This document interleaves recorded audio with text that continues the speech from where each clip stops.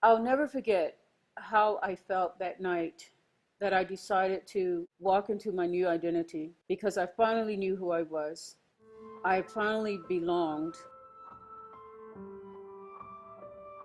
My name is Grace Harley. I live in Silver Spring, Maryland, right outside Washington, D.C.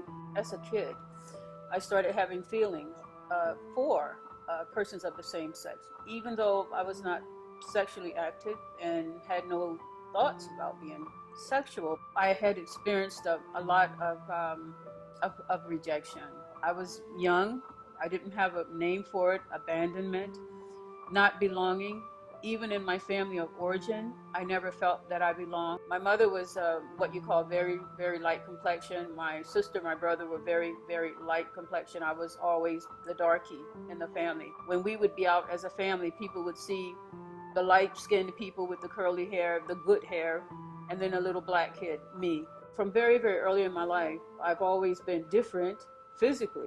I never quite fit, never belonged. Around 1974, I happened to have been watching a 5-part segment on our local news channel. I found out everything anyone would ever want to know about homosexuality, transgender lifestyle. It was like the heavens opening for me because I knew nothing. I was trapped in this body that I didn't feel right in, but I didn't know there was an alternative. So I learned everything I needed to know because I knew no gay people at the time. I knew nothing. So a news program comes on and I wrote down everything I needed to know. And on that Friday night, I went into my closet and found clothes that would be as sort of butch or masculine looking. 11:30 p.m. I literally go in the closet and I find a shirt, a cap, and I go to a gay bar. Being I didn't know anything about the gay lifestyle or being transgendered, I just tried to look as butch as I could. And I walked in a gay bar for the first time as if I owned it. And that was my new self, my new identity.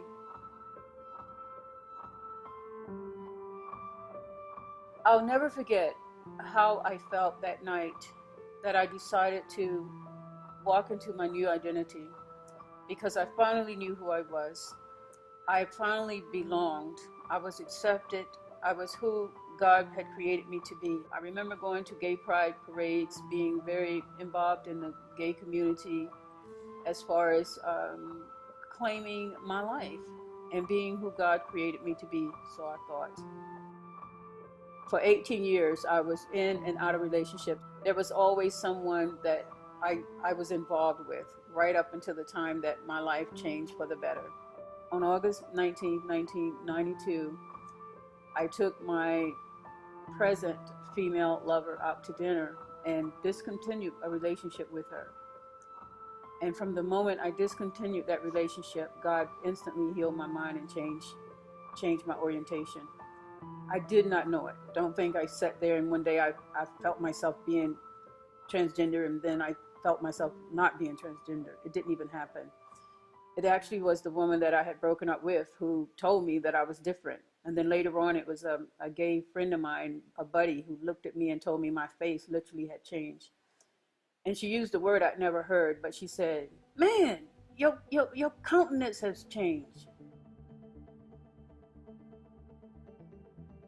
That was the major changing point. I didn't know it until months later when God restored my femininity, giving me natural feelings for a man. Natural, I hope you hear what I'm saying, feelings for a man and desire for a man.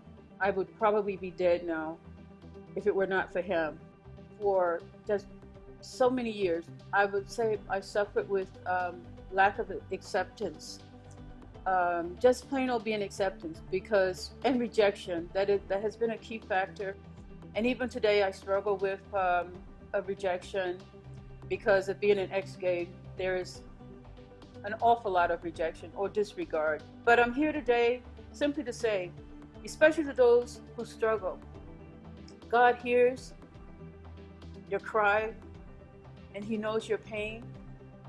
And he's no respecter of person. Believe, if he healed me, if he changed me, as with others you will see who have once been gay, if he changes anyone, he will change you. You must have faith.